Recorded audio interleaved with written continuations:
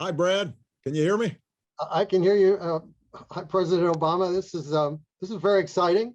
Now, keep in mind, Brad, I have a soft spot in my heart for politics and prose because when I first came out with my first book, it's one of the few places where I actually did a reading. And I think at least 20, 30 people showed up, which, was probably my best turnout outside of 57th Street Books in Chicago. So I just want to say thank you. We'd love to see you. Anyway, thanks really very much for doing this. And thanks for coming out with The Promised Land during the holiday season several months ago. It made a huge difference in sales at the end of an otherwise disastrous year for us and many bookstores. So the timing couldn't have been better. So I've got a question for you. What lessons did you learn from writing A Promised Land and from seeing the response to it from readers and reviewers? What lessons did you learn that you're now applying to the writing of the next volume?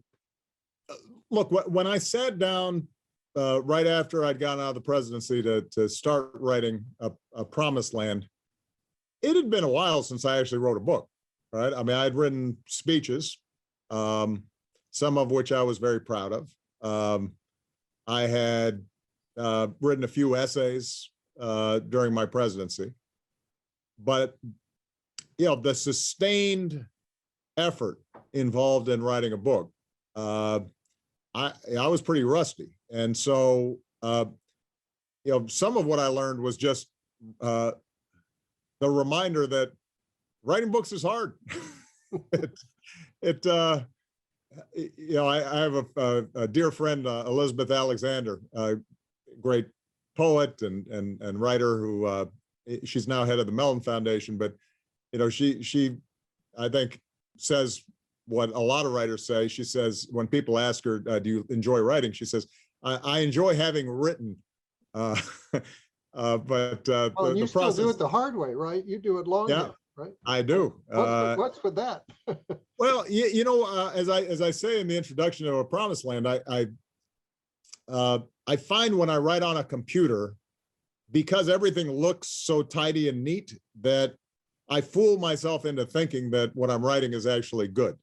And when I write on a writing pad, I feel the freedom to cross out, revise, change things around. It's more reflective of actually me trying to figure out what I'm trying to say. The book was well reviewed, but I also think that I'm such obviously having been president for 8 years at a time when we're so deeply polarized, that a lot of how any reviewer reads the book is colored by thoughts of my policies, my politics, where we are in the country. The response from readers, what was encouraging was that I was writing about some pretty complicated stuff, and my goal was to make it accessible to a lay reader. And it turned out that a lot of readers really appreciated.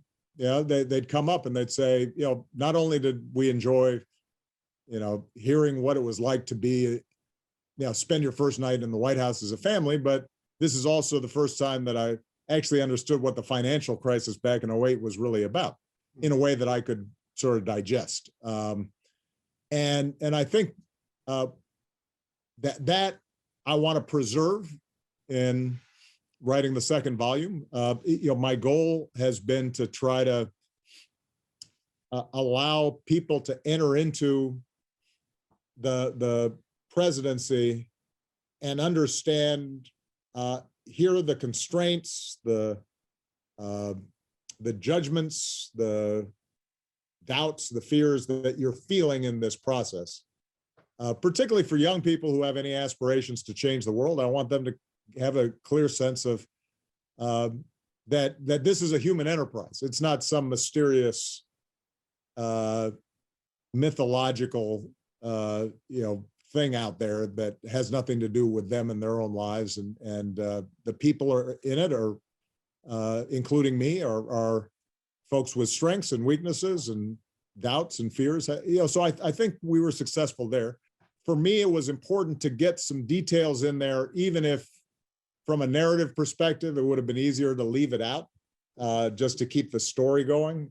Because in part, this is also a historical document, right? I'm at least I want to communicate to students of the presidency or politics or foreign policy some of the parameters and details of decision making, even if it's embedded in a broader narrative about one person's and one family's journey to make a difference and have an impact. Well, you certainly raised the bar for presidential memoirs, which is it's not a genre, as you know, that's known for masterpieces, but you've certainly produced one in that first volume.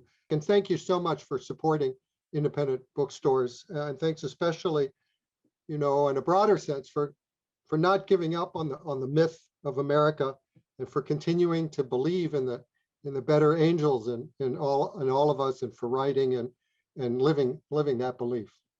Well, you're very kind. Thank you to Politics and Prose, which I think is as good of an example of the role independent bookstores play in the life of our country and our civic life.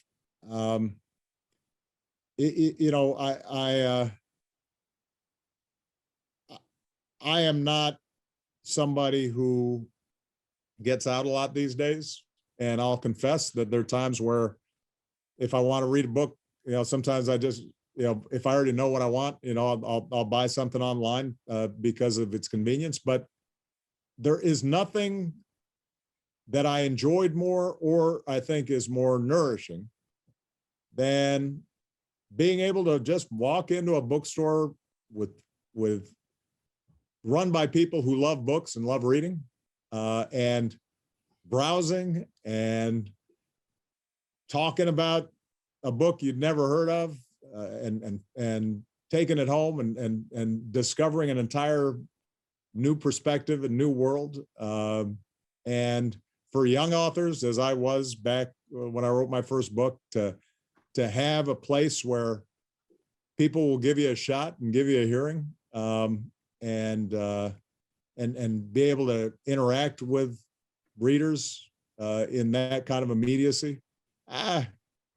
That's not just important. That's not just commerce. It's part of what makes a community and a society function well. And so you guys embody that, and I hope you keep it up. Appreciate those very kind words. Yeah, take care, sir. All right. Bye-bye.